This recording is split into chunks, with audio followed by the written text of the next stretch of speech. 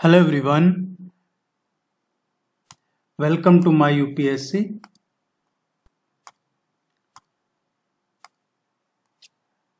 RPSC Rajasthan assistant professor general studies paper 3 के लिए 9 test already complete हो चुके हैं। आज हम टेस्ट नंबर 10 डिस्कस करेंगे। जिन्होंने अभी तक टेस्ट सीरीज ज्वाइन नहीं की है, टेस्ट सीरीज ज्वाइन कर लीजिए। वेबसाइट पे भी जाके ज्वाइन कर सकते हैं, नीचे डिस्क्रिप्शन में लिंक मिल जाएगा वीडियो के नीचे, या फिर इस नंबर पे भी कांटेक्ट करके और आप ज्वाइन कर सकते हैं टेस्ट सीरीज। उसमें आपको आपके सिलेबस के नोट्स मिल जाते हैं, प्रैक्टिस टेस्ट के लिंक मिल जाते हैं और इसका डिटेल सॉल्यूशन के साथ PDF मिल जाता है। और भी कोई क्वेरी है तो आप जरूर पूछिएगा। टेस्ट सीरीज हिंदी और इंग्लिश दोनों में अवेलेबल है। Let's begin. राज्य का पहला ऐसा कौन सा जिला है जहां 2 लवकुश वाटिकाएं विकसित की गई है? लवकुश को सभी जानते हैं, ये प्रभु श्री राम के से संबंधित है। तो ये 2 लवकुश वाटिकाएं कहाँ विकसित की गई है? अभी हाल ही में राजस्थान में। देखिए, ये वाटिकाएं विकसित की गई है, ये बनाई गई है अभी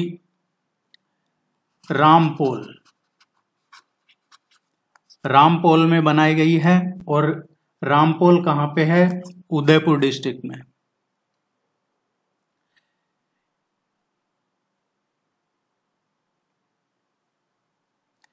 राजस्थान वित्त कॉरपोरेशन की स्थापना किस वर्ष की गई थी? जो राजस्थान फाइनेंस कॉरपोरेशन है, ये कब एस्टेब्लिश हुआ है? इसकी स्थापना कब की गई थी?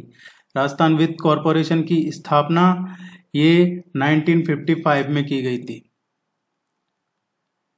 एक्चुअली राजस्थान में जो छोटे हैं, लघु या जो मध्यम उद्योग हैं, उनको लॉन्ग टर्म के लिए ये फाइनेंशियल असिस्टेंस प्रोवाइड करवाता है। लॉन्ग टर्म के लिए ये ध्यान रखना, आपको दीर्घकालीन वित्तीय सहायता प्रदान करवाता है RFC।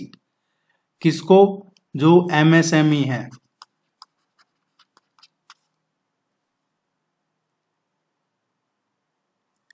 मीडियम स्मॉल, इनको। स्मार्ट सिटीज मिशन के तहत राज्य पुरस्कारों में राजस्थान का कौन सा स्थान है? अभी रिसेंटली ये रैंकिंग ये रिलीज हुई है, जो स्मार्ट सिटी में किस राज्य का कौन सा नंबर रैंक है, या किस सिटी की कौन सी रैंक है। सिटी और स्टेट दोनों का ही ये अभी रिसेंटली ये जारी किया गया है। इसमें देखिए, स्मार्ट सिटी मिशन है, ये कब शुरू किया गया था? प्राइम मिनिस्टर ने लॉन्च किया था ये स्मार्ट सिटी मिशन 25 जून 2015 में। 25 जून 2015 को प्राइम मिनिस्टर ने लॉन्च किया था स्मार्ट सिटी मिशन। और इसका पर्पज क्या था? इसका एम था, इसका उद्देश्य देश में 100 शहरों को स्मार्ट सिटी बनाना था। अभी जो ये रैंकिंग रिलीज हुई है, इसमें राजस्थान की बात करें तो राजस्थान का 3रा स्थान है। इसमें मध्य प्रदेश है, ये फर्स्ट रहा है। तमिलनाडु है, ये सेकंड रहा है। एंड राजस्थान इसमें 3rd रहा है। 3रा स्थान राजस्थान को मिला है, 2रा तमिलनाडु को और पहला मध्य प्रदेश। मध्य प्रदेश ने सर्वश्रेष्ठ राज्य का पुरस्कार जीता है स्मार्ट सिटी मिशन में। और हमेशा की तरह इंदौर, वो फिर से स्मार्ट सिटी का पुरस्कार इंदौर सिटी ने जीता है। कई सालों से लगातार इंदौर ही इसमें ये जीतता आ रहा है स्मार्ट सिटी में। चंद्रयान 3 में लेमिनेट मटेरियल के रूप में उपयोग किया जाने वाला जो प्रोडक्ट है, राज्य के किस जिले से निःशुल्क भेजा गया है? चंद्रयान 3 में ये एक लेमिनेट मटेरियल के रूप में यूज किया जाता है, एक प्रोडक्ट है। देखिए, एक्चुअली क्या होता है कि एक नाली है जिससे हीट को सील किया जाता है। हीट को सील किया जाता है एक नली के द्वारा। इस नली के द्वारा ये हीट सील की जाती है। और इसके लिए एक 3 प्लाई की लेमिनेट मटेरियल से दोनों तरफ से इसको हीट को सील करके एक नली बनाई जाती है। और ये किस लिए बनाई जाती है? इस नली का यूज क्या किया जाता है? जो इसरो के प्रक्षेपण यान है, प्रक्षेपण वाहन है, उनके जो सैटेलाइट्स हैं, उनके जो उपग्रह हैं, उनको क्लीन और कूल एयर मिल सके, इसकी मदद से यहां से क्लीन और कूल एयर मिल सके, स्वच्छ और ठंडी हवा मिल सके। और ये नली है, इसी का यही काम है कि ये हीट को रोक के और क्लीन और कूल एयर प्रोवाइड करवाती है। और ये नली कहाँ पे, ये इसको बोला जाता है 3 प्लाई लेमिनेट, ये बनाई है जोधपुर में। ये अभी चंद्रयान 3 में काम में ली गई है इसको। इसरो के और भी कई मिशन, चंद्रयान 2 में भी इसको यूज लिया गया था। ये ध्यान रखिएगा, इस तरीके के ट्रिकी क्वेश्चन आ सकते हैं। मूणोत नैन्सी किस राज्य का दीवान था? मूणोत नैन्सी या मूता नैन्सी, ये इसका टाइम रहा है 1610 से और 1670 के बीच में। इनकी एक नैनसिरी ख्यात ये एक रचना है, ये काफी फेमस है। और इनका एक मारवाड़ा प्रगनारी विगत, ये भी काफी फेमस है। और प्रेजेंट में जो अभी राजस्थान है भारत के, इन्होंने उन स्पेशल एरियाज का, उन क्षेत्रों का अध्ययन करने के लिए ये मूणोत नैन्सी फेमस है, जो अभी प्रेजेंट में राजस्थान कहलाता है। और ये कहाँ के थे? जोधपुर। महाराजा जसवंत सिंह के टाइम पे, जसवंत सिंह के टाइम पे ये मारवाड़ के दीवान थे। मारवाड़, ये जो जोधपुर, पाली, जालोर, ये वाला जो एरिया है, इसके दीवान थे ये।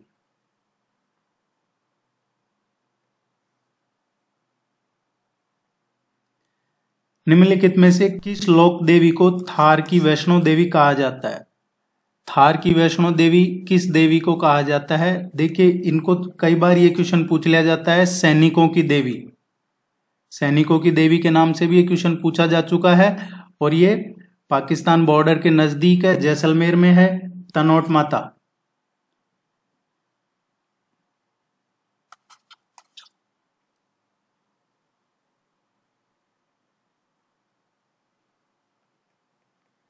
गीत गोविंद सार का संबंध निम्नलिखित में से किस चित्र शैली से है?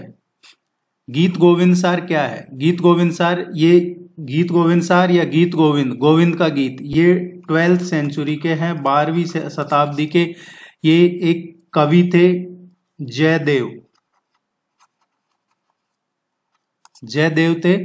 उन्होंने ये रचना की थी इस ग्रंथ की। और इसमें गीत गोविंद सार में क्या है? गीत गोविंद सार is all about Krishna, Radha and Vrindavan, इसके बारे में है, इनके संबंध का, इसका वर्णन है इसमें गीत गोविंद में। इसकी ये शुरुआत इन्होंने की थी मेवाड़ शैली की चित्रकला से। ये इसी पे आधारित है, मेवाड़ शैली की चित्रकला पे आधारित है गीत गोविंद। पूछा जाता है कई बार गीत गोविंद की रचना किसने की थी? तो ये जयदेव ने की थी। ये ध्यान रखिएगा, ये क्वेश्चन राजस्थान के लगभग सभी एग्जाम्स में पूछा जाता है गीत गोविंद का।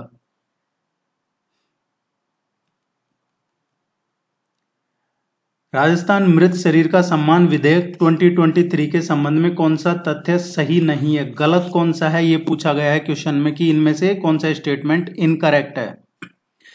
देखिए, अक्सर क्या देखने को मिलता है, चाहे वो कोई भी वजह रही हो, तो अगर किसी की अनफॉर्चुनेट डेथ हो जाती है, चाहे कोई किसी वजह से हो, तो उसमें गवर्नमेंट पे प्रेशर आता है, क्योंकि उसको डेड बॉडी के साथ वहां पे प्रोटेस्ट किया जाता है। तो अभी राजस्थान गवर्नमेंट ये बिल लेके आई है अभी रिसेंटली, मृत शरीर का सम्मान विधेयक 2023। और इसमें क्या है, 24 घंटे के अंदर अंदर डेड बॉडी का अंतिम संस्कार किया जाना जरूरी है। ये बिल्कुल सही है। परिजन द्वारा शव लेने पे 5 वर्ष की सजा, ये 5 वर्ष की सजा नहीं है एक्चुअली। अगर पेरेंट्स डेड बॉडी लेने से मना करते हैं तो उनको 1 साल की सजा है।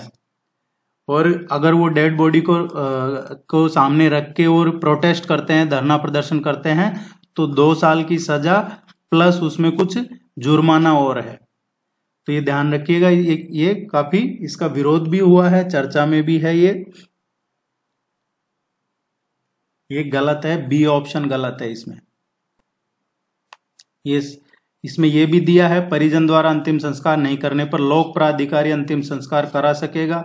परिजन से इतर अन्य व्यक्ति द्वारा शव को विरोध के इस्तेमाल करने पर 6 माह से 5 साल। अगर कोई फैमिली मेंबर के अलावा कोई दूसरा उसको लेके प्रोटेस्ट कर रहे हैं डेड बॉडी के साथ, तो उनको 6 महीने से 5 साल तक की सजा है। मत्स्य संघ का बृहद राजस्थान में विलय कब हुआ था? एक क्वेश्चन आप मान के चलिए, जो इंटीग्रेशन ऑफ राजस्थान है, यूनिफिकेशन ऑफ राजस्थान, राजस्थान का एकीकरण, यहाँ से एक दो भी क्वेश्चन पूछे जा सकते हैं, लेकिन एक क्वेश्चन तो 101% आपके एग्जाम में आने ही वाला है। तो आप जो राजस्थान का एकीकरण है इसको अच्छे से पूरा समझाया गया है, चैनल पे वीडियो अवेलेबल है, आप देखिएगा, या फिर आप अपनी तरफ से पढ़ सकते हैं। नोट्स भी आपको भेज दिए गए हैं, नोट से पढ़ लीजिएगा। एक एक जो जितने भी 7 स्टेज हैं, 7 चरण हैं, उनको अच्छे से पढ़िएगा। मत्स्य संघ है, मत्स्य संघ ये 5th फेज था, 5वां स्टेज था, 5वां चरण था ये, जिसमें मत्स्य संघ बृहद राजस्थान में इसका विलय हो गया था। यहाँ से एक क्वेश्चन और पूछा जाता है कई बार कि किस कमेटी की रिकमेंडेशन पे ये मत्स्य संघ का बृहद राजस्थान में ये मर्ज हो गया था, विलय हो गया था? तो ये कमेटी है शंकराराव कमेटी। शंकराराव कमेटी की रिकमेंडेशन पे ये विलय हुआ था। और ये कब हुआ था? 15 मई 1949 को। देखिए, अभी एक कमेटी और चर्चा में है, राजस्थान में नए जिले बने हैं, 19 डिस्ट्रिक्ट्स नए बन गए हैं। तो ये जो नए जिले बने हैं ये किस कमेटी की रिकमेंडेशन पे, किस समिति की सिफारिशों के आधार पे बने हैं? ये राम लुभाया कमेटी है। आप ये रट लीजिएगा, ये क्वेश्चन पूछा जा सकता है एग्जाम में। राम लुभाया समिति। राजस्थान का निम्न में से किसके उत्पादन में प्रथम स्थान है? इनमें से किसके प्रोडक्शन में राजस्थान टॉप पे है, इंडिया में प्रथम स्थान है? देखिए, राजस्थान की जो इकोनॉमी है मेनली एग्रीकल्चर बेस है, कृषि आधारित इकोनॉमी है, और लगभग 80% जो पॉपुलेशन है राजस्थान की वो रूरल एरियाज में रहती है और खेती पे निर्भर है। और जो इंडिया की इकोनॉमी है, ये जो स्टेट की इकोनॉमी है, राज्य की जो टोटल इकोनॉमी है, उसमें एग्रीकल्चर का कंट्रीब्यूशन लगभग 23% एग्रीकल्चर का कंट्रीब्यूशन है राजस्थान की इकोनॉमी में। अब राजस्थान किसमें प्रथम है? तो इसमें जो ऑप्शन दे रखा है, सरसों में राजस्थान पहले नंबर पे है देश में सरसों के उत्पादन में। इसके अलावा जो चने हैं, चने का उत्पादन, उसमें भी राजस्थान प्रथम स्थान पे है। मोठ, चने और सरसों, ये 3 चीजें याद रखिएगा, इन तीनों में राजस्थान पहले स्थान पे है प्रोडक्शन में। हाल ही में राज्य सरकार द्वारा लैब टेक्नीशियन का पदनाम बदलकर क्या रख दिया गया है? देखिए, अभी रिसेंटली लैब टेक्नीशियन जो पोस्ट है इसका नाम चेंज कर दिया है और अब नया नाम रखा गया है इसका, लैब टेक्नीशियन का। तो अब ये जो नया नाम रखा है ये मेडिकल लैब टेक्नोलॉजिस्ट रख दिया गया है। ये आप ध्यान रखना, पूछा जा सकता है एग्जाम में। मेरा एक रिक्वेस्ट रहेगा, आप इसको चैनल को सब्सक्राइब जरूर कीजिएगा और वीडियो को लाइक कीजिए ताकि सपोर्ट आपका भी मिलता रहेगा। आप लोग देख लेते हैं वीडियो, उसके बाद इसको लाइक नहीं करते हैं। अगर आपको लगता है कि ये इसमें कहीं कुछ है तो आप कमेंट करके बता सकते हैं ताकि उसको डिस्कस किया जा सके। लेकिन आप उसको देख के और सब्सक्राइब नहीं करते हैं या लाइक नहीं करते हैं तो लगता है कि क्या कंफ्यूजन है। तो आप जरूर कीजिएगा। खाटू श्याम जी का मंदिर राजस्थान के किस जिले में है? खाटू श्याम जी का मंदिर राजस्थान में ये काफी महत्वपूर्ण है ये इसका खाटू श्याम जी का, क्योंकि खाटू श्याम जी हैं उनका एक इतिहास हजारों साल पुराना माना जाता है। और उसकी वजह है क्योंकि इनका जिक्र महाभारत में है। जो महाभारत है, महाभारत काल, उसमें भी इनका खाटू श्याम जी का जिक्र है। ये काफी इंपॉर्टेंट मंदिर है, ये सीकर जिले में है।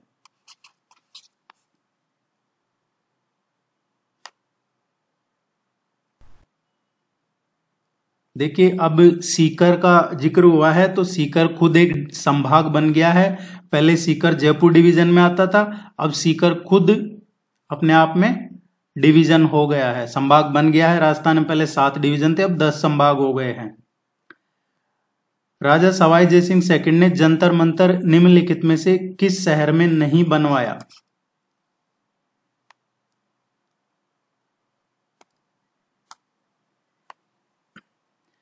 किस शहर में जंतर मंतर इनमें से राजा सवाई जयसिंह ने नहीं बनवाया है? देखिए, सवाई जयसिंह ने जंतर मंतर कहां पे बनवाए हैं?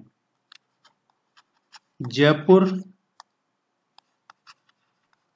दिल्ली, उज्जैन, मथुरा एंड वाराणसी। ये 5 जो वेधशालाएं हैं ये बनवाई हैं सवाई जयसिंह ने, जयपुर, दिल्ली, उज्जैन, मथुरा, बनारस, वाराणसी। इनमें जो सबसे बड़ी वेधशाला है ये है जयपुर। ये जंतर मंतर जो जयपुर में है ये 1728 में बनवाया था सवाई जयसिंह द्वितीय ने। ये दुनिया में सबसे बड़ी सूर्य की घड़ी है जंतर मंतर, और इसको जुलाई 2010 में, जुलाई 2010 में इसको यूनेस्को ने, मैं जंतर मंतर की बात कर रहा हूं जयपुर की, इसको यूनेस्को ने वर्ल्ड हेरिटेज साइट में भी शामिल किया है जुलाई 2010 में। सवाई जयसिंह द्वितीय हैं, इनको चाणक्य भी कहा जाता है। ये हुरडा सम्मेलन हुआ था 1734 में, उसमें अध्यक्ष बनना चाहते थे लेकिन बन नहीं सके थे। एक क्वेश्चन इनका और पूछा जाता है कि धौलपुर समझौता किन के बीच हुआ था? तो धौलपुर समझौता राजा सवाई जयसिंह द्वितीय और पेशवा बालाजी राव और सवाई जयसिंह के बीच में धौलपुर समझौता हुआ था। ये भी आपको ध्यान में रखना है। इनमें से किस जगह जंतर मंतर नहीं बनवाया है? तो देखिए, जयपुर में बनवाया है, बनारस में बनवाया है, मथुरा में बनवाया है। ये 4th इसका आंसर आएगा, अयोध्या में नहीं बनवाया है।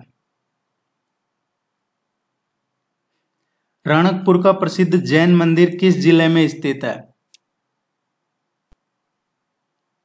ये क्वेश्चन पूछा जाता है, काफी इंपॉर्टेंट क्वेश्चन है ये। एक्चुअली ये अरावली की घाटियों में है। ऋषभ देव का ये चतुर्मुखी जैन मंदिर है। एक्चुअली रणकपुर में जो ये जैन मंदिर है ये ऋषभ देव का चतुर्मुखी जैन मंदिर है। चारों ओर से जंगल वगैरह है, इसलिए काफी ये अट्रैक्टिव भी लगता है। और जो माउंट आबू दिलवाड़ा में जैन मंदिर है वो भी इसी में ही शामिल है। ये आपके पाली में है। रणकपुर का प्रसिद्ध जो जैन मंदिर है ऋषभ देव का चतुर्मुखी जैन मंदिर, ये पाली में है। देखिए, पाली जिले को भी, ये पहले जिला था, अब पाली को भी संभाग बना दिया गया है, डिवीजन बन गया है। जो मैं अभी बात कर रहा था, 3 नए संभाग बने हैं राजस्थान में। पहले 7 डिवीजन थे, अब टोटल 10 हो गए, 3 नए बने हैं, जिनमें एक सीकर है, एक पाली है और तीसरा बांसवाड़ा है। ये 3 नए डिवीजन बने हैं।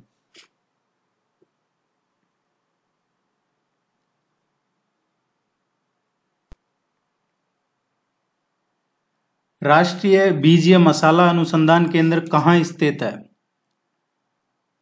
राष्ट्रीय बीजीय मसाला अनुसंधान केंद्र है, ये देखिए इसकी स्थापना कब हुई थी? ये स्थापित किया गया था 2000 में, अप्रैल 2000 में इसकी स्थापना हुई थी, 22 अप्रैल 2000 को। तो ये ध्यान रखना, राष्ट्रीय बीजीय मसाला अनुसंधान केंद्र। और ये कहाँ है? ये अजमेर जिले में है। ये तबीजी अजमेर जिले में है। और कई बार ये तबीजी नहीं दिया जाता है, इस तबीजी की जगह आपको दे दिया जाता है डूमाड़ा दे दिया जाता है आपको, तो ये भी ध्यान रखना है। ये गांव है एक्चुअली डूमाड़ा। टंगस्टन का उत्पादन निम्न में से कहाँ की खदान में होता है? टंगस्टन का प्रोडक्शन उत्पादन इनमें से किस जगह पे होता है? देखिए, राजस्थान में जो टंगस्टन का प्रोडक्शन होता है ये होता है नागौर जिले में, डेगाना में। डेगाना है, ये नागौर डिस्ट्रिक्ट में है। एक और होता है बल्दा, बल्दा एंड उडुवारिया। ये डेगाना तो है नागौर में,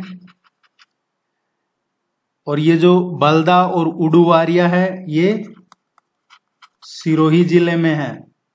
इसके अलावा पाली जिले में भी इसका टंगस्टन का उत्पादन होता है। पाली में अलनियावास है, सेवरिया है, पीपलिया है, ये 3 जगह है जहां पे टंगस्टन का उत्पादन होता है। इस क्वेश्चन का करेक्ट आंसर आएगा डेगाना। ये जरूर याद रखिएगा आप, ये जो मैंने बताए हैं आपको।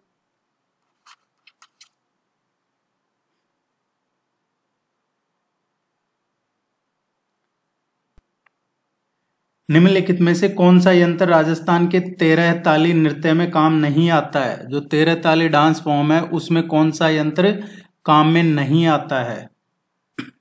देखिए 13 ताली है इस नृत्य, ये एक्चुअली क्या है, ये काफी लोकप्रिय जो डांस नृत्य है राजस्थान में उनमें से एक है। ये बैठ के किया जाता है एक्चुअली, ये डांस जो किया जाता है। और किन के बीच में ज्यादा फेमस है? ये जो कमाड़ जाति के लोग हैं उनके बीच में फेमस है, उनके द्वारा ज्यादा किया जाता है। इसमें महिलाएं क्या है, अपने हाथ, पैर और शरीर, इनमें लगभग 12-13 जगह पे, बॉडी पार्ट्स में 12-13 जगह पे मंजीरे बांध लेती है, और उसके बाद में ये दोनों हाथों में जैसे मंजीरे बांध कर उस तरीके से बैठ के डांस किया जाता है। और जो मेल होता है, पुरुष, वो इसमें क्या करते हैं कि जो आपने सुना होगा एक वो तान होती है, तंबूरे की तान, वो उसको बजा के वो रामदेव जी के भजन गाते हैं इसमें जो पुरुष होते हैं। तो ये 13 ताली नृत्य है। किसी भी तरीके से पूछा जाए, देखिए जब भी हम कोई क्वेश्चन करते हैं तो वो आप एक क्वेश्चन मत समझा कीजिए उसको। एक्चुअली मेरा टारगेट रहता है कि वो सिर्फ एक क्वेश्चन तक सीमित ना रहे। अगर आपको एक टेस्ट में 50 क्वेश्चन करवाए जा रहे हैं तो इसका मतलब आप ये मान के चलिए कि वो आपको 50 टॉपिक करवाए जा रहे हैं। वो क्वेश्चन तो एज इट इज करवाया जा ही रहा है, लेकिन उस क्वेश्चन से रिलेटेड अगर कोई और भी डायरेक्ट इनडायरेक्ट पूछा जाता है तो आप उसको भी सही कर दें। तो आप ये मान के चलिए कि आपको यहाँ क्वेश्चन नहीं, वो टॉपिक अच्छे से करवाया जा रहा है विथ क्वेश्चन, तो एक एग्जाम्पल है। तो ये 13 ताली नृत्य की बात कर रहे थे हम। रामदेव जी का है, ये कमार जाति के लोगों के द्वारा किया जाता है। 13 जगहों पे इसमें मंजीरे बांधे जाते हैं इसमें। तो आपको एक चीज तो क्लियर हो गई कि इसमें जो मेन वाद्य यंत्र होता है वो कौन सा होता है? मंजीरा होता है। लेकिन क्वेश्चन में पूछा है कौन सा काम नहीं आता है, तो इसमें जो है मंजीरा, तानपुरा, चौतारा, ये एक जैसे ही है। ये जो डेरू है, ये डेरू एक्चुअली क्या है? डमरू का बड़ा रूप है। ये आम की लकड़ी से बना होता है, और ये डमरू होता है, डमरू उसी का बड़ा रूप है। ये इसमें काम में नहीं आता है। तो डी इसका करेक्ट आंसर आ गया। 13 ताली नृत्य में क्या काम आता है? मंजीरा, तानपुरा, चौतारा, ये आप कर सकते हैं, लेकिन डमरू नहीं काम आता।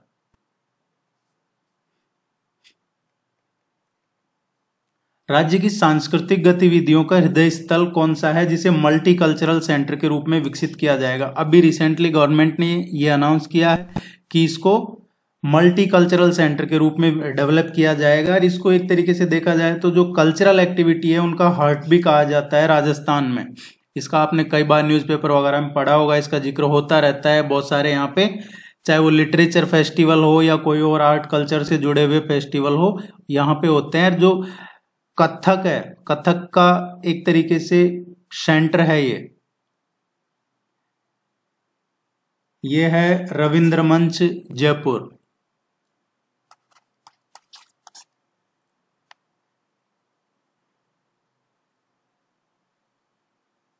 जनजातीय एवं पहाड़ी क्षेत्रों के बालक बालिकाओं की शिक्षा एवं स्वास्थ्य को सुनिश्चित करने हेतु राज्य में कितने माँ बाड़ी केंद्रों का संचालन किया जा रहा है? देखिए ये आंगनबाड़ी नहीं है, ये माँ बाड़ी है। माँ बाड़ी केंद्रों का संचालन किया जा रहा है। अभी ये देखिए, पहले तो ये समझना होगा कि ये माँ बाड़ी क्या है। कुछ पेरेंट्स क्या है कि काम के सिलसिले में, चाहे वो जॉब हो या अपना कोई कारोबार हो या फिर मजदूरी हो, किसी वजह से पेरेंट्स अपने घर से, अपनी सिटी से बाहर काम की तलाश में जाते हैं, मेहनत मजदूरी के लिए जाते हैं, शहर से बाहर जाना पड़ता है अपनी आजीविका के लिए, तो वो अपने बच्चों का ध्यान नहीं रख पाते हैं। उनके लिए ये माँ बाड़ी केंद्र इनकी स्थापना की जा रही है राजस्थान में। और एक तो इसमें कि कितने केंद्रों का संचालन किया जा रहा है, इम्पोर्टेंट, इससे भी ज्यादा इम्पोर्टेंट है, आपसे डायरेक्ट पूछा जा सकता है ये किन के लिए है, तो ये आपको ध्यान रखना है। ये ट्राइबल एरिया और ट्राइबल पीपल्स, ओनली ट्राइबल्स के लिए है, जो जनजातीय लोग हैं, जो जनजाति क्षेत्र हैं उनके लिए है। 2838 अब तक इसमें इतने केंद्रों का संचालन किया जा रहा है, 2838।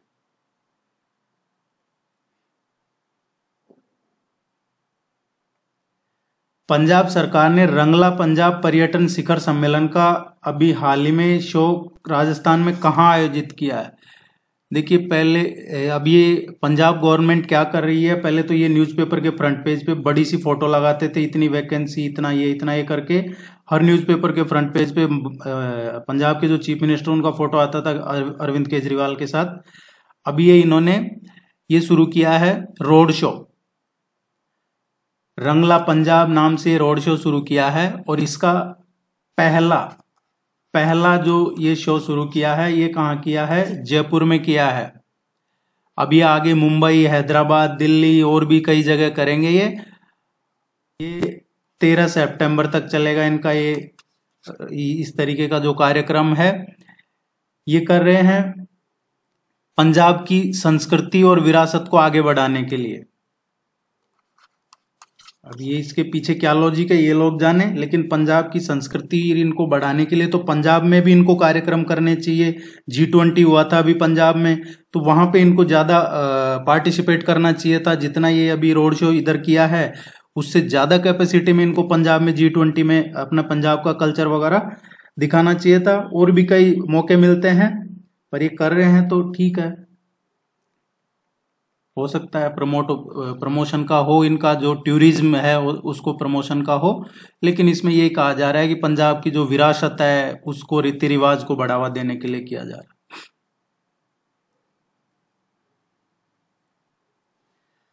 तुंगा का युद्ध किस वर्ष लड़ा गया? इसको तुंगा का युद्ध, बैटल ऑफ तुंगा या बैटल ऑफ तुंगा माधोगढ़,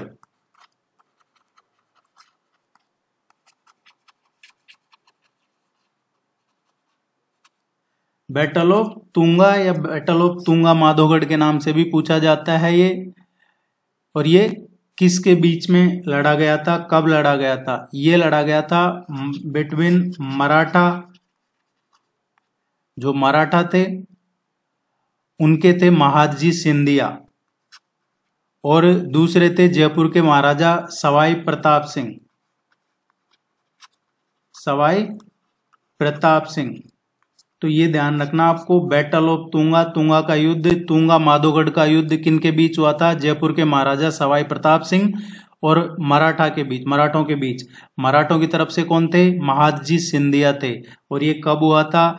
1787 में, 1787 में हुआ था। और इसमें जो ये जयपुर के महाराजा थे, महाराजा सवाई प्रताप सिंह, ये विजय हुए थे 1787 में भी। ये जुलाई 1787 में हुआ था, 28 जुलाई 1787, 28 जुलाई 1787 को तुंगा माधोगढ़ का युद्ध हुआ था। राजस्थान के किस बांध को अमृत सरोवर के नाम से जाना जाता है? कौन सा डैम है जिसको अमृत सरोवर के नाम से जाना जाता है?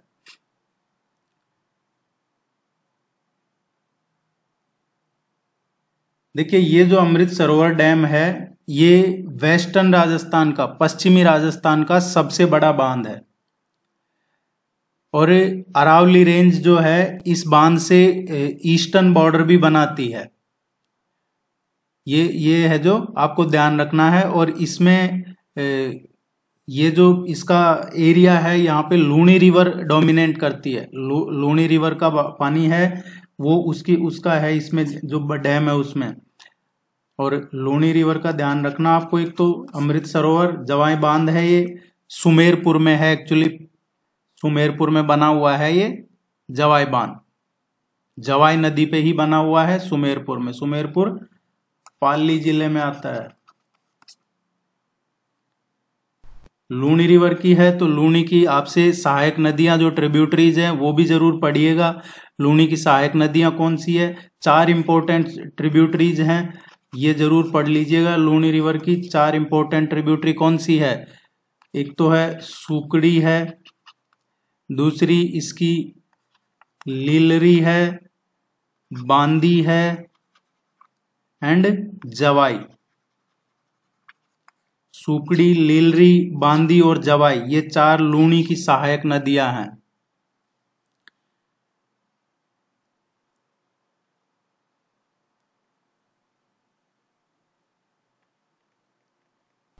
निम्नलिखित में से कौन सी नदियों का उद्गम राजस्थान में नहीं है। ये जो ऑप्शन में दे रखे हैं आपको 4 ऑप्शन, इनमें से कौन सी रिवर्स हैं जो राजस्थान से ओरिजिनेट नहीं होती है।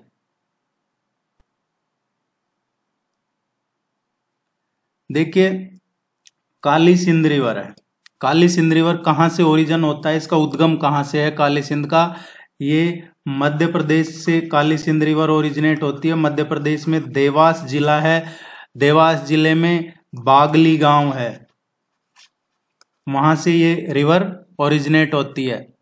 और ये जब देवास और बागली गांव तक पहुंच जाते हैं तो आपके अब माइंड में आ गया होगा विंध्याचल पहाड़ियां, वहां से निकलती है और फिर आगे जाके ये चंबल में मिल जाती है। तो काली सिंध चंबल में मिलती है, मध्य प्रदेश से निकलती है, मध्य प्रदेश में देवास जिले से, बागली गांव से। तो काली सिंध चंबल में मिलती है, इसका मतलब ये चंबल की सहायक नदी है। तो एक चंबल की सहायक नदी का क्वेश्चन आता है तो काली सिंध का भी नाम आपको ध्यान में रखना है। चंबल में कहां पे मिलती है, नौनेरा जगह है एक, नौनेरा, ये झालावाड़, कोटा और कोटा से आगे फिर ये नौनेरा है, वहां पे चंबल नदी में मिल जाती है। तो एक तो ये ए ऑप्शन हो गया कि ये राजस्थान से ओरिजिनेट नहीं होती काली सिंध। बेडच रिवर की बात करते हैं। बेडच, ये बेडच है, इसका ओरिजिन कहां से है, ये उदयपुर से ओरिजिनेट होती है, ये उदयपुर की पहाड़ियों से। उदयपुर में जो ईस्टर्न हिल्स हैं, पूर्वोत्तर की पहाड़ियां उदयपुर में, वहां से ये इसका ओरिजिन है बेडच रिवर का। फिर ये उदयपुर में से आगे चित्तौड़गढ़, भीलवाड़ा और भीलवाड़ा से फिर आगे, भीलवाड़ा से आगे फिर एक बिगोद गांव है, बिगोद गांव है, वहां पे ये किस में मर्ज हो जाती है, बनास में, बनास रिवर में। तो ये ध्यान रखना आपको, बेडच किसकी सहायक नदी है, बनास की सहायक नदी है। और फिर बनास आगे जाके चंबल में मिल जाती है और चंबल आगे जाके यमुना में मिल जाती है और यमुना गंगा में मिल जाती है। पार्वती रिवर की बात करते हैं। पार्वती रिवर है, ये भी सीहोर जिले से निकलती है। सीहोर डिस्ट्रिक्ट कहां है, मध्य प्रदेश में। सिद्दीकगंज गांव है, सिद्दीकगंज, वहां से ओरिजिन है इसका, वहां से ओरिजिन होता है। और फिर सीहोर जिले के बाद में पार्वती नदी है, गुना डिस्ट्रिक्ट में प्रवेश करती है। और आपने मैप पढ़ा होगा तो गुना है जो राजस्थान के बॉर्डर पे है, तो वहां से गुना से फिर ये 12 डिस्ट्रिक्ट राजस्थान में, और 12 से फिर सवाई माधोपुर, सवाई माधोपुर से फिर आगे सवाई माधोपुर के पास में चंबल में मिल जाती है। तो पार्वती नदी भी चंबल की सहायक नदी है और मध्य प्रदेश से इसका उद्गम है। तो एक तो काली सिंध और दूसरी पार्वती नदी, ये भी राजस्थान से इसका उद्गम स्थल नहीं है राजस्थान में। ए और सी 2 हो गए। लास्ट देखते हैं बाणगंगा। बाणगंगा है, ये जयपुर जिले से ओरिजिनेट होती है, इसका ओरिजिन जयपुर जिले में है, बैराट की पहाड़ियों के, जयपुर में बैराट की पहाड़ियां हैं, वहां से ये बाणगंगा नदी निकलती है। फिर जयपुर जिले से बैराट की पहाड़ियों से आगे ये दौसा, भरतपुर, और फिर भरतपुर के आगे फिर ये उत्तर प्रदेश तक जाती है। तो बाणगंगा नदी है, ये राजस्थान और उत्तर प्रदेश दोनों में ही है। एक क्वेश्चन आपके एग्जाम में पूछा जाता है कि निम्न में से कौन सी नदी है जिसके जहां से ओरिजिन होता है, उसका उद्गम स्थल से लेके और लास्ट तक उसकी कोई सहायक नदी नहीं है, उसके विलय तक, उद्गम से और विलय तक कोई सहायक नदी नहीं है, तो वो यही है बाणगंगा। इसकी कोई सहायक नदी नहीं है, कोई ट्रिब्यूटरी नहीं है इसकी।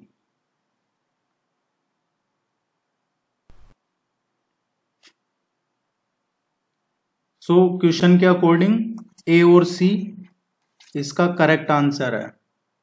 काली सिंधु और पार्वती है, राजस्थान से उद्गम नहीं है इनका। इनमें से गलत पेयर चूज करना है कि कौन सा इनकरेक्ट पेयर है। अर्थूना मंदिर डूंगरपुर, देखिए जो अर्थूना मंदिर है ये वागड़ का एक पुराना धाम है। वागड़ एक है जो ये उस एरिया को कहा जाता है जो इधर बांसवाड़ा डूंगरपुर ये एरिया है, वागड़ का एरिया आता है। यहाँ पे शैव वैष्णव जैन कई संप्रदाय मिलते हैं। और ये जो अर्थूना मंदिर है ये एक तरीके से शिवालय भी है, माना जाता है इसको। और जो परमार रूलर थे उनकी कभी ये राजधानी भी हुआ करता था, ये अर्थूना। और अर्थूना के नाम पे ही ये जो शिवालय है, यहाँ पे ब्रह्मा जी, विष्णु जी और महावीर इनकी मूर्तियां हैं। तो गलत है ये फर्स्ट, क्योंकि ये कहाँ पे है, बांसवाड़ा में है, ना कि डूंगरपुर में। अर्थूना मंदिर, त्रिपुरी सुंदरी मंदिर बांसवाड़ा में है। सलीम सिंह जी की हवेली जैसलमेर में है। ये तो सही है, पहला ही गलत है। और इनकरेक्ट ही पूछा सा, जसवंत थड़ा जोधपुर में है। निम्नलिखित में से कौन सा दुर्ग कोशवर्धन दुर्ग के नाम से भी जाना जाता है? कोशवर्धन फोर्ट के नाम से कौन से किले को जाना जाता है? देखिए जो कोशवर्धन है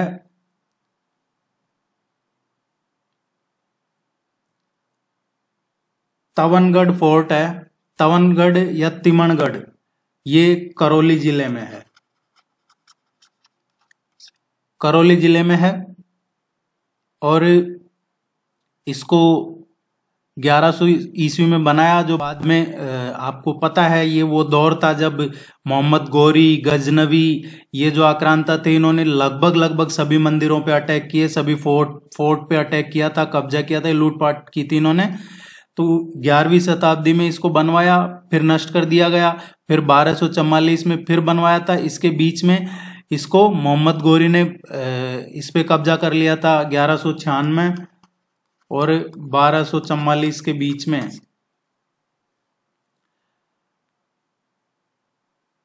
इसमें कई लोगों का मानना है ये तवनगढ़ का फोर्ट फेमस इसलिए भी है कि यहाँ पे कोई एक पारस झील है, उसमें पारस पत्थर जैसी कोई सोने की जैसी चमकने वाली चीज है, उसकी वजह से भी ये काफी चर्चा में रहता है। दूसरा फोर्ट है सिवाना फोर्ट। सिवाना फोर्ट कहाँ पे है ये देखिए, ये आपको थोड़ा सा अपडेट करवा दूं मैं। पहले एक क्वेश्चन पूछा जाता था एग्जाम में कि सिवाना दुर्ग किस जिले में स्थित है, तो हम उसका आंसर करते थे बाड़मेर में। लेकिन अब बाड़मेर से बालोतरा अलग जिला बन गया है, बालोतरा डिस्ट्रिक्ट अब नया जिला बन गया है बाड़मेर से। तो अब अगर क्वेश्चन आता है सिवाना दुर्ग का, सिवाना फोर्ट का, तो ये बालोतरा में है, बालोतरा डिस्ट्रिक्ट में है, ना कि बाड़मेर में। ये एक पहाड़ी की चोटी पे है और 11वीं सेंचुरी में ही परमार राजा रूलर थे भोज, उन्होंने इसकी स्थापना की थी और बाद में अलाउद्दीन खिलजी ने इस पे अटैक किया था। और यहाँ पे है जो सिवाना फोर्ट में एक मेला भी मनाया जाता है, कल्याण सिंह का मेला, जो हर साल मनाया जाता है श्रावण महीने में, जो अभी चल रहा है सावन का महीना। इसमें यहाँ पे सिवाना फोर्ट पे एक मेला मनता है, कल्याण सिंह जी का मेला। और वो किसके लिए मनाया जाता है? शीतल देव राजा थे, शासक थे इस किले के, शीतल देव, उनकी वीरता को सलाम करने के लिए मनाया जाता है, क्योंकि वो उन्होंने अलाउद्दीन खिलजी को यहाँ पे लास्ट तक लड़े और बाद में जो वो वीरगति को प्राप्त हो गए थे, लेकिन अलाउद्दीन खिलजी को अटैक नहीं करने दिया था। इनकी मृत्यु के बाद अलाउद्दीन खिलजी ने बाद में जरूर कैप्चर कर लिया था। तो ये ध्यान रखना आपको, कल्याण सिंह का मेला, सिवाना फोर्ट। अलवर का बाला दुर्ग, अलवर का जो बाला दुर्ग है इसको कुंवारा फोर्ट भी कहते हैं, अलवर फोर्ट भी कहते हैं। और इसमें 6 द्वार हैं इस किले में। और ये पूछा भी जाता है कई बार, चांद पोल, सूरज पोल, कृष्ण पोल, लक्ष्मण पोल, अंधेरी गेट, जय पोल, ये 6 पोल हैं। अब इसके बारे में कहा जाता है कि इसको, कई लोगों का मानना है कि यहाँ के इतिहास जो इसके फोर्ट में थे उन्होंने बनवाया था, सूरज पोल ने, जो महाराजा सूरजमल थे उन्होंने बनवाया था। कुछ लोगों का मानना है कि इसमें है जो भरतपुर के जो नरूका प्रताप सिंह थे उनका ना कहा जाता है। और कुछ लोगों का मानना है कि जो हसन खान थे उन्होंने बनवाया था। लेकिन जिसने बनवाया हो, अगर कोई बनवाएगा तो सूरजपोल नाम क्यों रखेगा, महाराजा सूरजपोल ने बनवाया था सूरजपोल, तो ये तो सभी जानते हैं। चौथा है शेरगढ़ फोर्ट। शेरगढ़ फोर्ट जो है इसको कहा जाता है कोषवर्धन दुर्ग। जो क्वेश्चन की हम बात कर रहे हैं, कोषवर्धन दुर्ग किसको कहा जाता है, शेरगढ़ के किले को कहा जाता है। ये प्राचीन जैन और ब्राह्मण मंदिरों के लिए फेमस है, शेरगढ़ फोर्ट। और शेरगढ़ का किला कहाँ पे है, राजस्थान में 12 जिला है, 12 डिस्ट्रिक्ट है, और उसमें एक तहसील है अटरू, उसमें है ये शेरगढ़ फोर्ट। इसको कोषवर्धन का किला कहा जाता है, कोषवर्धन किला दुर्ग के नाम से जानते हैं। तो देखिए, ये उम्मीद है कि यहां से आपके चारों फोर्ट क्लियर हो गए होंगे। ज्यादा डिटेल में बताने का मकसद यही रहता है कि आप क्लियर हो जाए चीजें। लोक देवता हरबू जी का मुख्य मंदिर कहाँ स्थित है? देखिए, हरबू जी है लोक देवता, इनका जन्म नागौर में हुआ था, बुंडेल में। बुंडेल नागौर जिले में हुआ था इनका जन्म। और ये जो महाराजा थे गोपाल राज सांकला, उनके पुत्र थे। इनके गुरु का नाम था बालीनाथ। और इनका जो वाहन पूछ लिया जाता है कई बार हरबू जी का, वो सियार था। अब क्वेश्चन में पूछा गया है, एक्चुअली देखिए इनकी जो गाड़ी है, इनके मंदिर में हरबू जी की गाड़ी की पूजा की जाती है। और इस गाड़ी में हरबू जी जो पंगु गाय वगैरह हैं उनको घास भरकर दूर दूर से लेके आते थे, इसलिए वो एक सिंबॉलिक रखा गया है मंदिर में। हरबू जी का जो मेन पूजा स्थल है वो बेंगटी में है, बेंगटी। और बेंगटी कहाँ पे है? फलौदी में। फलौदी भी अब नया जिला बन गया है। उम्मीद है ये आपको यूजफुल लगा होगा। पूरा टेस्ट सीरीज ज्वाइन करने पे पूरा टेस्ट भी मिल जाता है आपको। आप इसको लाइक कीजिए, चैनल को सब्सक्राइब कीजिए, और कोई क्वेरी है आप जरूर पूछिएगा। Thank you very much, all the very best, good luck.